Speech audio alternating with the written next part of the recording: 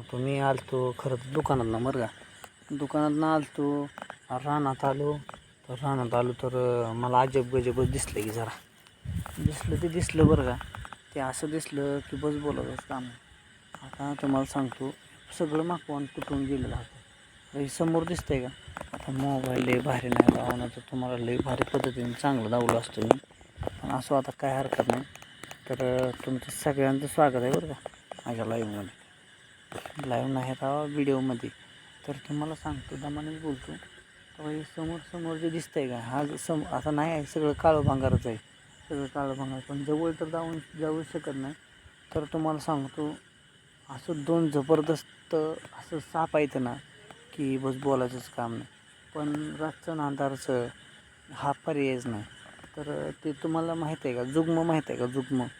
तर तो हा जुगण्याचा प्रकार आहे. असं मराठी ग्रामीण भागात आमचं जुगमंच बोललं जातं. आणि जुगमं म्हणजे काय माहीत आहे का, एक प्रकारचं ते नर आणि मादी असते. पण त्यांचे ते तल्लीन नाहीत सध्याला. ते आता सध्याला आपल्या आवाजाला सुद्धा ते कुठल्या प्रकारचं म्हणजे असं महसूस करत नाहीत, म्हणजे त्यांना जाणवलं जात नाही. तर ते जर समजा असं जर सावध असते ना, तर आज मी तिला आत्ताच्या टायमिंगला तेवढ्या जवळ आणि एवढ्या हे जवळ ते समोर अगदी समोर आहे, एकदम जवळ आहे. आता माझ्यापाशी बॅटरी पण नाही बरं का, की तुम्हाला दाखवायला. आता मोबाईलची टॉर्च आहे, त्या मोबाईलच्या टॉर्चने लावण्याचा प्रयत्न करतो. तर झालं तर काय माहिती आहे का, रान चांगलं वापशावर आहे का नाही हे खरं मी बघायला आलतो.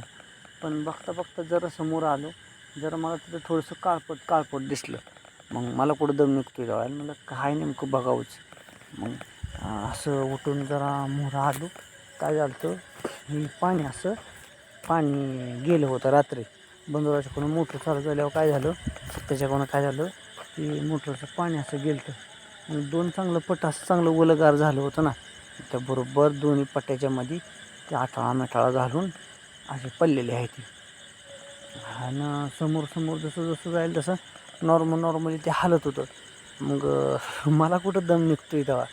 मी अगोदर लांबनं बघितलं की नेमकं काय आहे ते मला ओळखू आलं. लांबनं ओळखू आल्यावर पुन्हा कळतलं डिरिंग होती काय समोर पुढं जायची तेव्हा.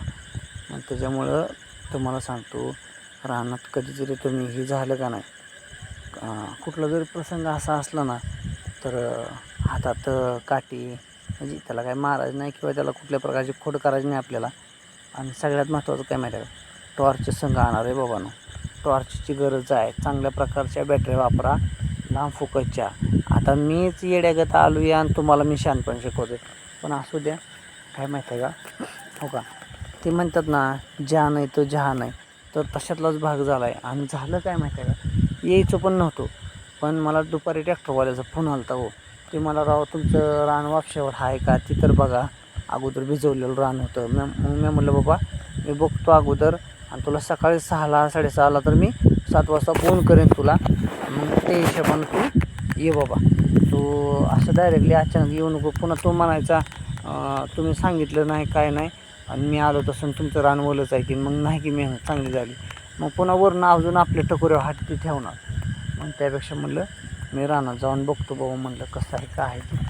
तर हा प्रसंग आजचा असा प्रसंग आहे की अगदी त्याच्याजवळच गेलतो बरं का. म्हणजे चाललोच होतो, मी बघत होतो. पण अचानक समोर दिसल्यावर माणूस किती जर झालं तर घाबरतं मस्त काय नाही. पायात मस्तपैकी बूटपीठ होता, तर काही विषय नाही. पण माणूस भीतं ना, भ्यायचं थोडं आहे. तर तुम्ही रानात माळात जाताना, मोटर चालू करताना भले तुम्ही कशाला जा, पण त्या ठिकाणी तुमच्या हातामध्ये बॅटरी, हातामध्ये एखादी काठी, ती मी म्हणतो जरी समजा आपल्या इकडं तिकडं दुर्लक्ष झालं तर काठीनं का व्हायना पण माणूस थोडंसं काठी टेकवत ते चालतंच ना पुढं. आणि बॅटरी चांगली प्रकारची वापरा. डोक्याला कपाळाला बॅटरी वगैरे घ्या किंवा हातामध्ये घ्या, आणि पायात मोठं शूज घाला की जेणेकरून गुडघ्यापर्यंत ते बूट हवेत. की अशा प्रकारचा अनुभव आज झाला. तर हा आपला अगदी छोटासा ब्लॉग होता. तुम्हाला कसा वाटला, काय वाटला अवश्य सांगा. आणि स्वतःची काळजी घ्या रे बाबांनो. एक मी शेतकरी आहे, सोलापूर जिल्ह्यात नाही, माढा तालुक्यात नाही आणि ग्रामीण भागात नाही. माझा शेतीशी संबंधित अगदी जवळनं येतो. रातचा अंधारचं यावं लागतं मला, त्यात काय वाद नाही. पण तुम्ही काळजी घ्या आणि ह्या गोष्टी ध्यानात ठेवा. जाताना बॅटरी काठी आपल्या संग पाहिजे. ते घर सोडायचं नाही, काही बी झालं तरी.